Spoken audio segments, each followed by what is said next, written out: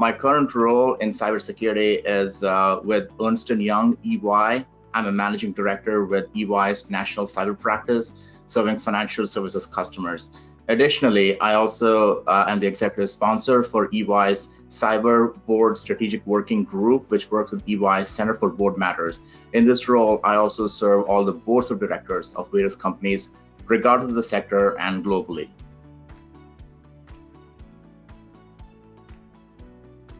I did my bachelor's in physics and electronics. I was always interested in building things and also finding out how things work, which also led me to later on in my career, the overall goal about architecting things and securing things. I did my double master's in computer science. I majored in networking and web technologies. I started my career in application development, but very quickly went into secure development and security architectures. I consulted for the government and for pharmaceuticals, and then I held about 4 different roles, both non-executive and executive roles across financial services companies, both banks and insurance companies, before I finally settled on my current role with EY. In my role with EY, I serve financial services, which is where I spent the majority of my career over the last 17 and a half years. Totally, I have 25 years work experience in security.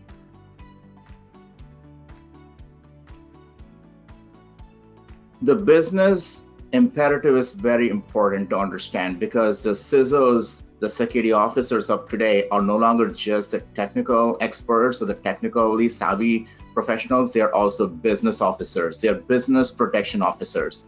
So overall, the CISO program is a nice supplement from a business perspective. There are many technical certifications and many technical trainings available, but CISO is one that actually layers in the business layer on top of the technical layer as well.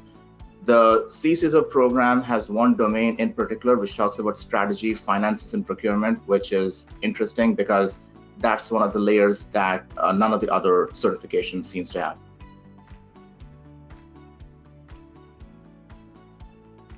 It's a great question, and it is actually something that was near and dear to me when I was looking through the certifications that I need to work on. So, for context, I have my CISA, I have CISSP, CRISE, CRISC, CDPSE, and with my roles with executive roles with the various financial services companies, I was also a deputy to the CISO. So I wanted a certification that solidifies and affirms not only my technical capabilities but also my business capabilities, and hence CISO was a natural extension to all those certifications I have in addition to CISSP. One of the questions that comes up all the time is, should I do CISSP or CISO? I don't think it's either or, I think it's and. I think CISO is a nice layer on top of CISSP and a good force multiplier when it comes to certifications and your credentials.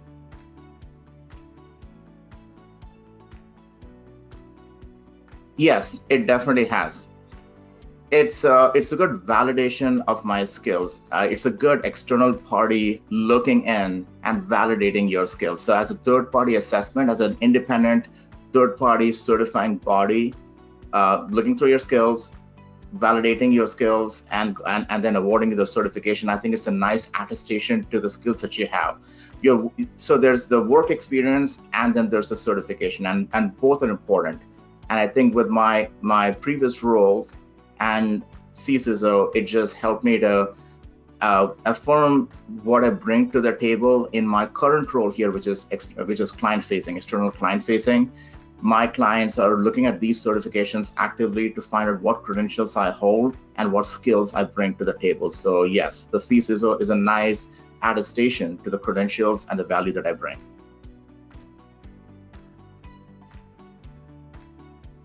Security, as we say, is everybody's business, which includes some sort of expertise or at least knowledge at various levels across the enterprise.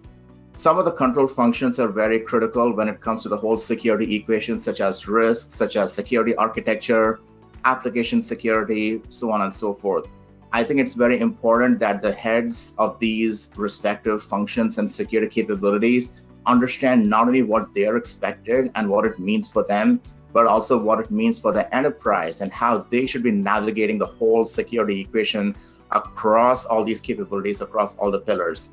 Regardless of what framework you use, NIST or ISO, the whole goal is it's a combined security equation. And at the end of the day, it's a pretty binary equation.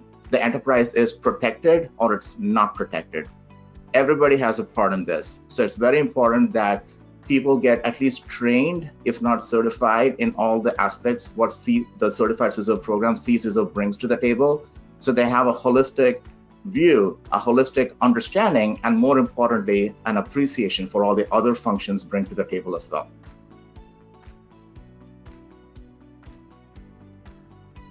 It's a great question, and it's one that actually is very applicable regardless whether you're a small size company, medium size or large company, and also more importantly, where you are in the security maturity curve in your respective security program. All 5 domains are important. Like we talk about security being a business imperative. It's important to connect all these domains together. The first domain, which is governance and risk, is very important because it lays a foundation for the whole risk management function. The one domain which I did not find in any other certification is actually the last domain that talks about the security strategy, the finance, planning, and procurement. That is where the business layer comes in. What does it mean for the security officers, CISOs of current generation and the next generation to implement a solid security strategy, to put in a formal program in place, and how are they measuring it? But more importantly, how are they working with other functions? Because finally, you're protecting the enterprise. So what does it mean when you talk about the whole security strategy planning, not only for technology, but actually for the whole enterprise as a whole? And what does it mean with the linkages to functions like procurement? What does it mean when you talk about security budgets? What does it mean when you talk about why is this risk important and like why does it matter to the business? So the 5th domain actually piqued my interest the most because it's a unique domain, not found in any other certification.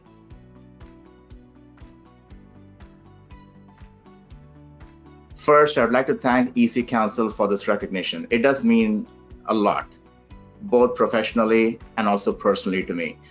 Frankly, it came as a very pleasant surprise when I got the email about the recognition.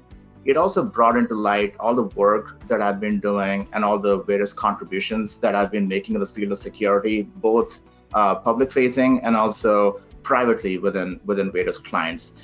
It was a good affirmation and an external validation that not only am I a certified CISO, but also there's a much bigger recognition.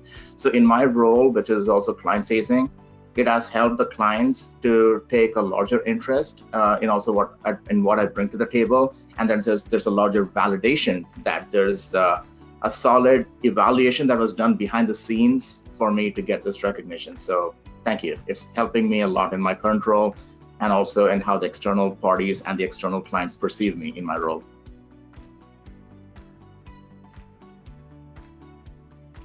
It's a great question. And the context, as you rightly said, is the executive management roles that people are seeking to pursue. I mentor a lot of people across a variety of roles, a variety of positions. And one of the things I always like to ask is where they are in their respective career progression journey and where they would like to go. Not everybody wants to be a CISO or a senior executive. There are many people who want to actually be the experts in their respective domains, which is absolutely perfect because there is a certification for every security capability that you can imagine. So it's very important that you have the good breadth of security experts in those domains.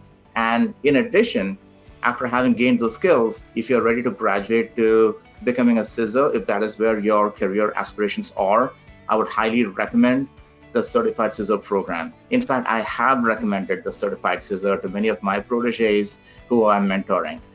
I would also recommend that it's not a certification that you would take on immediately.